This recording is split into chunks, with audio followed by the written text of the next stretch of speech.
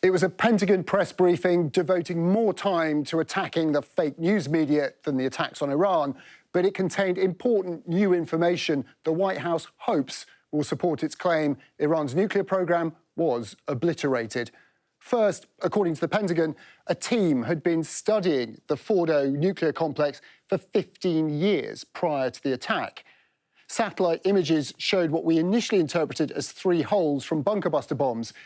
Based on publicly available information, the layout of the complex, some 80 metres below ground, is thought to look like this, with access tunnels leading to the 250-metre-long main hall containing centrifuges for uranium enrichment. But the latest briefing reveals the holes seen in the aftermath were in fact the openings of 2 ventilation shafts targeted to give bombs access to the complex deep below.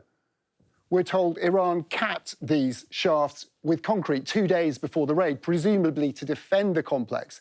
Fuses on the bombs were timed so the first bombs removed the concrete cap on the shafts. 5 more bombs were then dropped at nearly 700 miles an hour down the central shafts into the complex below. A bomb has 3 effects that causes damage: blast, fragmentation, and overpressure. In this case, the primary kill mechanism in the mission space was a mix of overpressure and blast ripping through the open tunnels and destroying critical hardware. The Pentagon also revealed test video from the development of the 13-ton GBU-57 bunker buster bomb used, which they claim was designed specifically to destroy the Fordo site. All this is powerful evidence of a meticulously well-prepared and executed attack.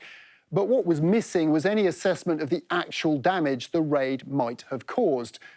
A new CIA report, as well as independent analysis, seem to be converging on Iran's uranium enrichment facilities having been significantly damaged, if not destroyed.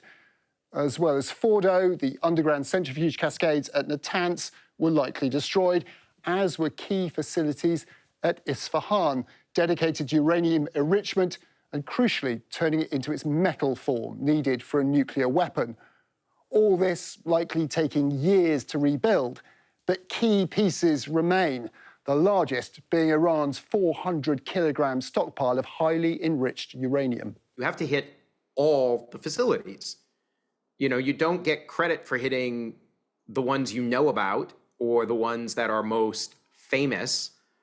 You have to hit them all. And so, by my account, what's still outstanding is the material is still out there. There was no effort to strike the tunnels at Isfahan, which is where the material was originally stored, and who knows what else is in there. When we get to a situation like this, they surely have held things back for a rainy day. And it's pouring right now. Irrespective of White House claims or expert counterclaims, the real test of the strikes is whether they force Iran to a negotiated end to its nuclear ambitions or ends up driving them deeper and more dangerously underground.